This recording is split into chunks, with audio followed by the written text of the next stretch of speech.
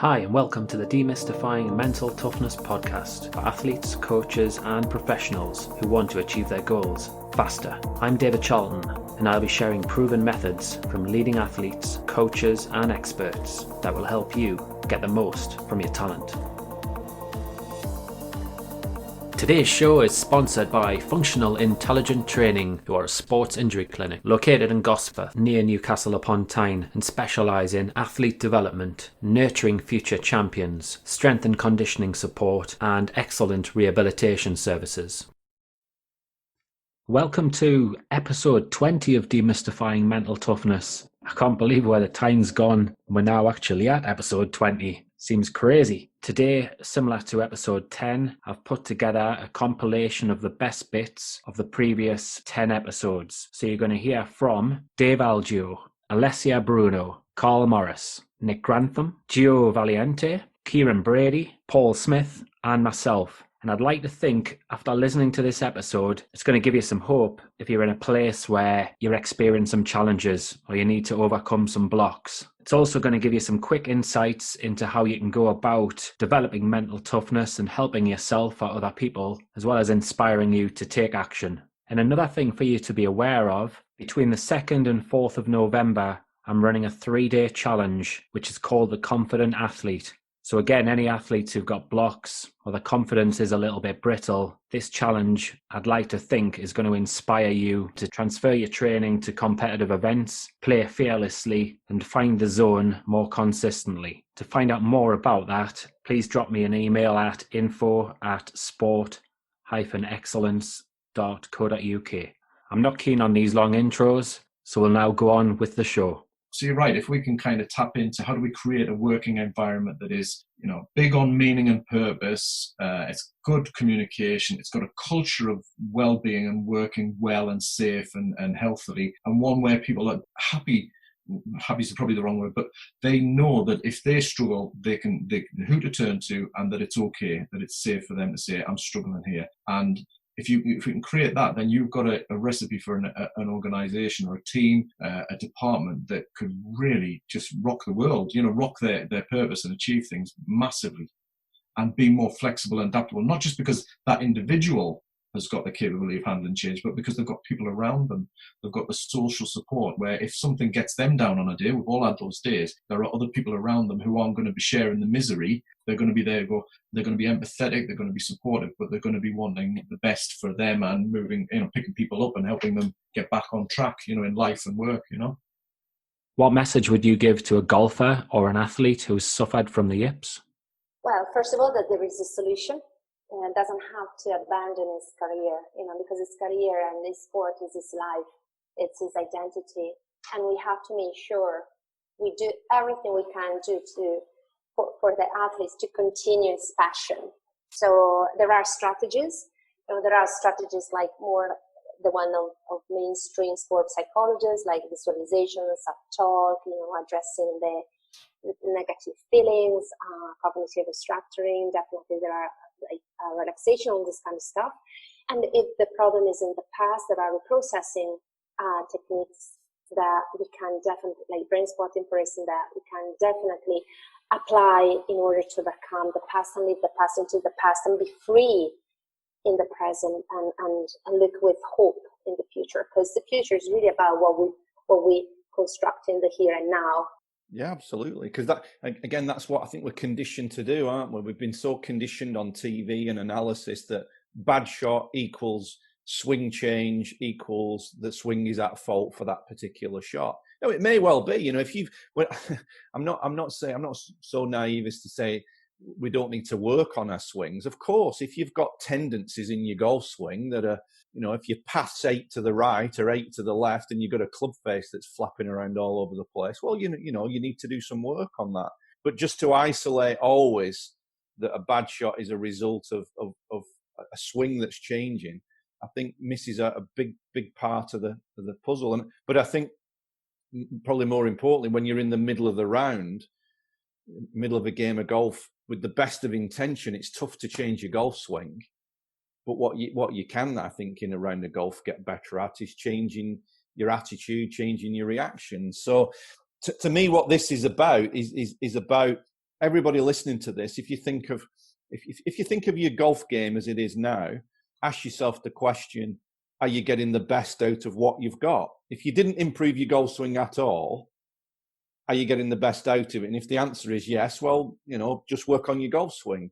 But if the answer is, yeah, I should be scoring much better than this, I do see good capability on the range, well, then perhaps it's time to maybe look at what you do before the shot, what you do after the shot, how you react to things and your general attitude. So I think what it does is just, instead of, Pia Nielsen came out with a great one on the podcast that I did. She said, she feels sorry for the golf swing because it always gets the blame.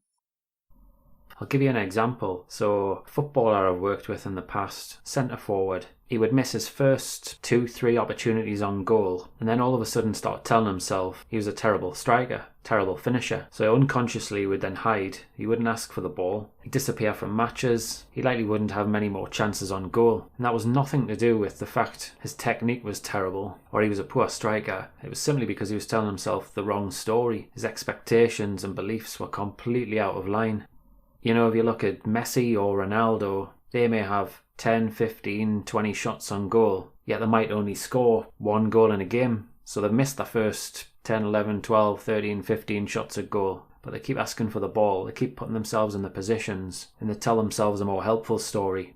It's a little bit like the golfer who misses a short putt and then goes on to miss another short putt. They'll beat themselves up, criticise themselves. Yet if you look at PGA Tour stats, the best golfers miss short putts from time to time. If they have a bad game, they might miss more than 1 short putt in a row. But if you've got the mental toughness or resilience like a tiger, you'll tell yourself a more positive story. You won't expect the impossible. You'll focus on the process and then you'll quickly turn it around. Because for me, look after your sleep, look after your nutrition, and take care of your body management, which is how you recover, flexibility, mobility. And if you've got those 3 things dialed in, then you can start to think about, okay, do we use some compression garments? Do we use some cryotherapy? But what we were seeing back in the early 2000s, where athletes were doing all these sophisticated interventions and they're kind of putting a cherry on top of a cake that didn't really exist.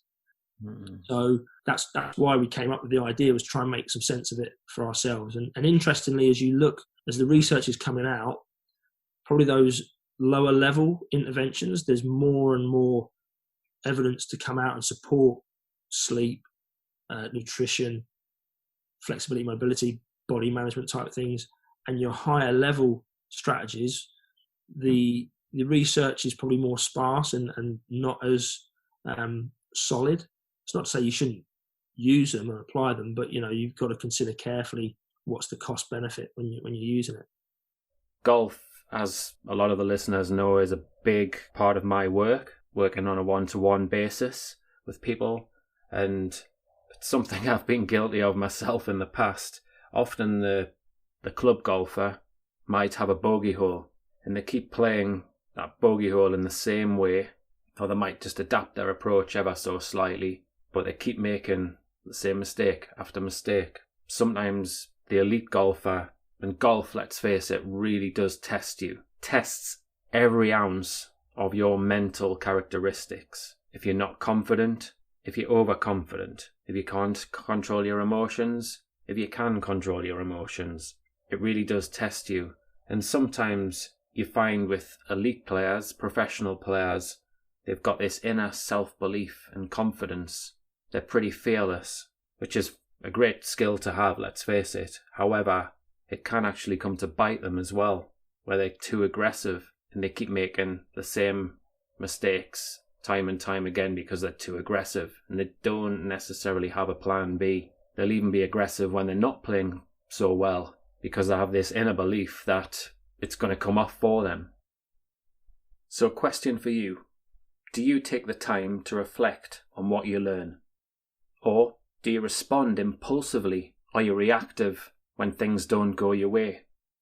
Flow states are effortless. It's like, you can do whatever you want. You're not trying very hard. And the paradox there is that afterwards you tend to be really, really tired because it requires so much mental effort to stay in the zones. The paradox of effort. a paradox of awareness, that you're hyper aware. Golfers say that they can hear and sense and detect everything around them, very quiet minds. So they're focused on the things that matter, and other things like their score, they're oblivious to their score oftentimes. Tiger Woods, when he won the Masters on the 72nd hole, he tells the story. When he made his putt, went and picked the ball out of the hole and started walking to the next hole. He was so deeply immersed in a flow state. And then he's like, wait a minute, I don't have any holes left to play. I just won the Masters. So they get so deeply immersed in the process that they're unaware that they're in the Masters or, in a round of golf. So it's fascinating. The idea of being in flow is an absolutely fascinating thing to study. I would try to take the pressure off them without them knowing that I was doing that. And I would try to make sure that they were motivated on an individual basis, rather than try and create this pretense that they should be playing for this particular club or that particular club. Because players, if they're being brutally honest, are individually motivated. But the great thing is that if you can tap into whatever it is that would motivate them, then the benefits come for the team. Well, yeah, people say me is like happy-go-lucky sort of daft as a brush lad. They see us dress up in daft costumes. I'll maybe come to that later on. But yeah, I've got family stuff. Everyone's got problems going on. I've got parents and parents-in-law, elderly, mother in a bad way with vascular dementia and Alzheimer's. It's heartbreaking. It's not my mum. It's not her. Yeah. Heartbreaking. And when you're out on a run, the heartbreak of your mum and your dad in the care home, whatever, it's not there. What are the benefits of talking? There's a lot of evidence around that. An anecdotal sort of example from my life within the police was one of the. I had a bit of a personal kind of catastrophe or whatever, if you like. About 13, 14 years service. I was in the training department, and I rang up my boss and said, "Look, I'm in bits. I can't come to work here." And it was basically down to a marriage breakdown. It kind of hit that point at that time. And it was his response that nailed really what it's all about. His compassionate, understanding response on that phone call was he wasn't trying to pick it through at that time. He wasn't trying to get into the bones of it, but he was compassionate and human. He understood the pain I was in. He gave me the support he needed. He followed up. And then when I got back to a point where I could sit with him and have a conversation, he was a human being in front of me as well as my manager. And that's what we're talking about, It can be very uncomfortable, can't it? For any of us, if we're not experienced at it, whatever, to have somebody cry in front of you or struggle or say they're struggling, it can feel really uncomfortable. And I think, yes, managers could do with some support and guidance on how to handle that and how to have a conversation. But it's also recognizing that it's one person sitting in front of another and they're human beings. And if we can just connect and even sit quietly with somebody whilst they're struggling, we don't have to fix them there and then. Just listening can be really powerful. That's the power of psychosocial support. That's the power of human connection. Yeah, because when we talk about resilience, David, this ability to face adversity and the capacity to face adversity. And you tend to develop resilience actually when you have challenges, when you have traumas, when you have some difficult stuff happening in your life. And when you develop resilience, actually, you are stronger. You have something more to offer. And I'm thinking in the spirit of COVID, probably if you look at the spirit from a resilient perspective, you can transform your life in a better way. You can learn something from it. You can get better. Potentially, you could pick something body-wise to focus on after the ball has gone. So even something as simple as becoming very aware of the feeling of your feet on the floor. Well, all of a sudden, if you're tuning your attention to the feeling of your feet on the floor, by definition, your feet are here and now. You're experiencing that in the moment. And just that simple thing, actually, a lot of players have been really helped by that, but it's just a safe place to go to. It's a safe haven when all the chaos is raining around you. And you can't tell yourself, don't think about the trophy, don't think about winning, don't think about getting your handicap down, because you'll just think about it even more. But what you can do is notice that kind of thinking and think, okay, right, what's my support here? Right, I'm just going to see how many paces I can walk, focusing on the feeling of my feet on the ground. Or it could be the breath. I heard a great one about Paul Ratcliffe, the great marathon runner. And, I think there's a parallel with golf, with running a marathon. That, she said that the worst thing a marathon runner can do is 2/3 through the race is be aware of the finish line and how far you've got to go, and you hit the famous wall. And apparently one of the mental tools that she used to use was that she would just ask herself, could she count 100 breaths? Now you think, okay, that counts 100 breaths, sounds a bit monotonous, but she would do it, and 1, 2, 3, her mind would wander, she'd come back to it. But then if you think about it, 100 breaths later, you're an awful lot nearer the finishing line than you were 100 breaths previously. And then she'd perhaps reset and do it again. And I think, anecdotal things like that, you see that these great athletes have found ways of being present, by using a support like the breath or the feet or whatever it may be. So, a lot of this isn't new. None of it's new. It's been around for millennia. All the sort of Eastern traditions, the sort of martial arts. At the heart, they bring the attention to the body. They bring your attention to your breath. So I just think golf can be a lovely laboratory to actually practice some of these things that can be beneficial in other areas. Let's think about after a performance. Often you can get stuck where you keep replaying the bad shot, the mistake, the failure. And generally, you don't have a plan or a strategy to deal with that. That's one of the keys, one of the secrets to imagery. It can be done in a systematic and in a controlled way so that you can actually learn from mistakes, and then you can go on to reprogram your mind and your body so that when you do perform, you can do it to a high level.